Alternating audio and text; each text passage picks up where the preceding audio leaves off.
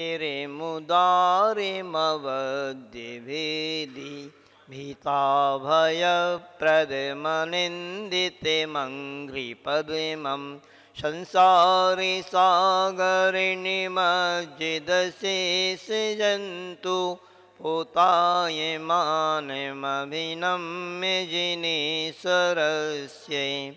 बोले ऐसे कारी बड़ा गांव के चेतन चमत्कारी चिंतामणि श्री पार्श्वनाथ भगवान की, आचार्य गुरुवर श्री विद्यासागर जी महाराज की, मुनि पुंगव श्री सुधा सागर जी महाराज की, पूज्य मुनिवर वीर सागर जी विशाल सागर जी महाराज की। इस बड़ा गांव अक्षय क्षेत्र में पूज्य मुनिवर वीर सागर जी महाराज सत्संग विराजमान हैं।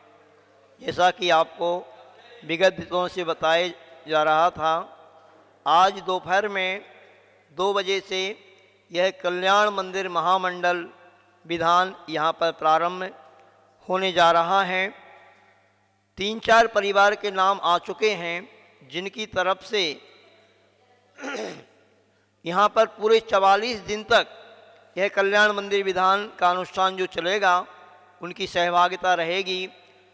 इसमें नाम आया है एक श्रीमान श्रेष्ठी विशाल जी जैन, सुभाष चंद्र जी जैन खादवारा परिवार बड़ौत मेरठ निवासना, श्रीमान योगेश कुमार जी जैन सूर्यनगर निवासना, श्रीमान महेंद्र कुमार जैन, अमित कुमार जैन सूरजमल निवासना। और इसी कड़ी में एक परिवार और कल जुड़ गए, श्रीमान राजकुमार जैन, मनोज कुमार जैन, अजय जैन ऋषभ बिहार दिल्ली निवासना। इन्होंने भी अपनी स्वीकृति दी है। देखो, मैं आप सभी से कहना चाहता हूँ, इस समय जो वातावरण चल रहा है, इसमें प्रत्येक व्यक्ति को इस अक्षय क्षेत्र बड़ा गांव में जो चिंतामणि पार्श्वनाथ भगवान विराजमान हैं, इनकी महिमा से आप सभी परिचित हैं। इस विधान से अब सभी लोग, अब ऐसा अवसर है इस समय कि आप सभी लोग घर में बैठे बैठे, सुना है कि यहाँ पर ये विधान का कार्यक्रम आपको पार्श्वनाथ चैनल पर या जिनवाड़ी चैनल पर भी दिखाया जा सकता है, ऑनलाइन फेसबुक वगैरह पर भी ये चलेगा। तो आप सभी लोग इससे जुड़ सकते हैं और ऑनलाइन घर में बैठे बैठे ही आप धर्म ध्यान कर सकते हैं।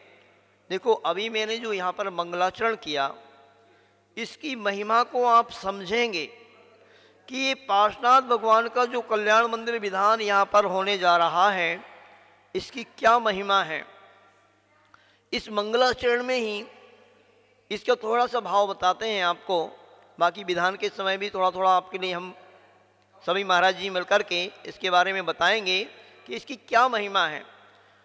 आखिरकार कुमुद चंद्र आचार्य महाराज ने ऐसी कौन सी स्तुति की, जैसा कि मैंने आपको पहले बताया था। देखो, ये जो घटना मैंने कल सुनाई थी ना आपको, एक बहुत बड़ी रहस्य की बात है, बहुत बड़ी बात है। उस समय राजाओं का शासन था और राजा का जैसा आदेश हो जाए, मतलब आचार्य महाराज को फांसी भी दी जा सकती थी, उनको सूली पर भी लटकाया जा सकता था। ऐसी बहुत बड़ी विपदा उनके ऊपर थी, किंतु आचार्य महाराज ने उस समय प्रभु भक्ति का सहारा लिया और उस प्रभु भक्ति के प्रताप से, मैंने आपको कल बताया था, साक्षात पार्श्वनाथ प्रभु वहाँ प्रकट हो गए। ये इतना अतिशय क्यों घटित हुआ?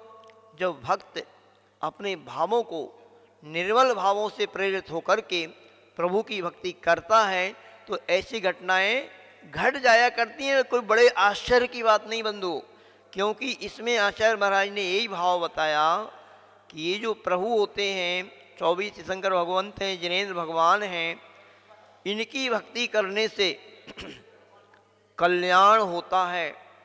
कल्याण के मंदिर हैं, कल्याण के मंदिर हैं, इनकी भक्ति करने से हर व्यक्ति का कल्याण होता है। भगवान का कल्याण नहीं होता, ध्यान रखना।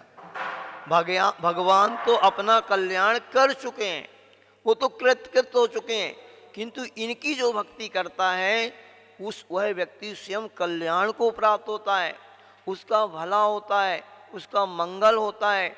और एक दूसरा विशेषण यहाँ पर दिया आगे कि भगवान के चरण कैसे हैं, अबद्ध भेदी। मतलब अबद्ध का मतलब होता पाप, और अपन सब पाप के घड़े हैं, पुतले हैं, खजाने हैं। अपन सब किसके खजाने हैं? अपन सभी संसारी जीव पापों का खजाना अपना भरा हुआ है। उस खजाने को यदि अपन काटना चाहते हैं, वो पाप यदि अपन काटना चाहते हैं, तो इन भगवान की भक्ति से जुड़ो। फिर अबद्ध भेदी ये भगवान के चरण कैसे हैं? पापों को नष्ट करने वाले हैं, पापों को काटने वाले हैं। इन भगवान का दर्शन करने मात्र से जब कहते हैं निरत्ति निकास जैसे कर्म कट जाया करते हैं, तो फिर इन भगवान की भक्ति इस महामंडल विधान के माध्यम से जो व्यक्ति करेगा, कैसे भी करेगा। ध्यान रखना, आप घर में बैठे बैठे भी यदि भक्ति करेंगे भगवान की, तो उससे भी आपके पाप कर्म कटेंगे। ऐसा नहीं समझना कि भगवान के सामने ही हम करें, क्योंकि मैंने आपको कल ही बताया था, आचार्य समंत भद्र स्वामी ने बहुत गजब की महिमा स्वयंभू स्तोत्र में बतलाई है। एक बहुत गजब का श्लोक आता है, हम लोग स्वयंभू स्तोत्र पढ़ते हैं, प्रतिदिन पढ़ते हैं। आचार्य भगवान विद्यासागर जी महाराज तो दिन में 3 बार पढ़ते हैं, दिन में 3 बार इस स्वयंभू स्तोत्र को पढ़ते हैं। इसमें नमीनाथ भगवान की स्तुति करते हुए बताया, स्तुति स्तोतुः साधो कुशल परिणामाय सतदा भवेन् वा स्तुत्यः फलमपि ततस्तस्य च सतः किमेवं स्वाधीना जगति सुलभे श्रायस पथे स्यान्त्वा विद्वान् सततमपि पूज्यं नमिजिनम्। क्या गजब की महिमा आचार्य भगवान ने यहाँ पे बतलाई कि हे भगवान, आपकी स्तुति करने वाला जो व्यक्ति होता है, स्तुति करने की योग आप वहाँ पर हो अथवा ना हो, भगवान नहीं भी हैं, किंतु भगवान की स्तुति करने से हमारे परिणाम निर्मल होते हैं, पवित्र होते हैं। साथ ही से हमारे जब परिणाम निर्मल होते हैं, पवित्र होते हैं, हमारा मन अच्छा होता है, तो साथ ही से पुण्य कर्म बनता है, भगवान सामने हो अथवा ना हो। तो इसलिए आप घर में बैठ कर के भी भगवान की भक्ति करते हैं। फिर आचार्य महाराज यहाँ पर कह रहे हैं, ऐसा कौन व्यक्ति होगा कि भगवान की स्तुति करने से साथ ही से कर्म कटते हों, यानी अनादिकालीन कर्म कटते हों, साथ ही से पुण्य बंधता हो, तो फिर ऐसा कौन श्रावक होगा, कौन भक्त होगा कि भगवान की भक्ति ना करे। तो श्रावक के जीवन में भक्ति ही सर्वश्रेष्ठ अमोघ अस्त्र है कर्मों को काटने के लिए। इन भगवान की भक्ति से जुड़ें, क्योंकि तीसरे विशेषण में बताया है कि भगवान के चरण कैसे हैं। संसार सागर निमज अशेष जंतु पोताय मानम, मतलब ये भगवान के चरण इस संसार सागर में डूबते हुए इन मनुष्यों के लिए जहाज के समान हैं। इस संसार सागर से यदि आप चाहते हैं कि हम इस संसार में ना भटकें, इन चारों गतियों में हमारा भ्रमण ना हो, ऐसी महामारी जैसा ये वातावरण चल रहा है, इसका प्रभाव हमारे ऊपर ना पड़े, हम इससे सुरक्षित रहें। कैसे सुरक्षित रहोगे? आप कर क्या रहे हो? सारे के सारे लोगों ने पाप की गठरिया बांध के रखी है, ध्यान रखना। और पुण्य तो ऊँट के मुँह में जीरा जैसे करते हो, कुछ भी नहीं करते आए। श्रावक अपने आप में चिंतन कर ले, सुबह से लेकर के यानी जितने बजे भी आप सो करके उठते हो, और सोते सोते में भी पापी करते हैं। श्रावक सपना वो ही देखता है, जैसे मैंने आज आपको बता रहा हूँ, बहुत अच्छा सपना देखा। पूज्य मुनि पुंगव सुधासागर जी महाराज के दर्शन किए और उनकी वैयावर्ती की और उनका साक्षात दर्शन किया। कभी भी आचार्य गुरुवर के दर्शन कर लेते हैं। हम लोगों को ऐसे सपने आते हैं, आपको नहीं आते। आपको तो वही दुकानदारी दिखती है, महिलाओं को वही अपनी किचन दिखता है, भोजन बना रहे हैं, भोजन खिला रहे हैं, ये सपने आते हैं। तो ये कितनी बड़ी बात है कि ये भगवान के जो चरण होते हैं, वो यहाँ पर आचार्य महाराज कह रहे हैं, कुमुद चंद जी महाराज, कि इन चरणों की जो शरण लेगा वो इस संसार सागर से पार हो जाएगा, संसार के दुखों से वो रहित हो जाएगा।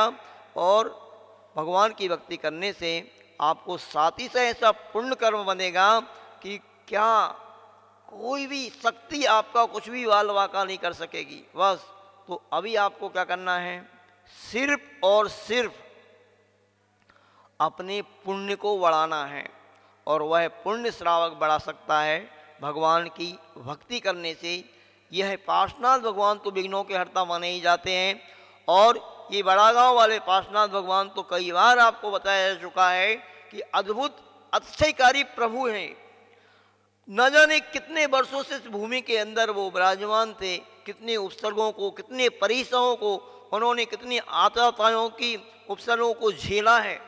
जरूर से जरूर ये प्रतिमा देवों के द्वारा रक्षित रही होगी, तभी तो इतने उपसर्गों में, परिसरों में कितने मुस्लिमों का राज रहा, अंग्रेजों का राज रहा, कितने मतलब समस्याएं आईं, किंतु ये प्रतिमा सुरक्षित है, अखंड प्रतिमा है।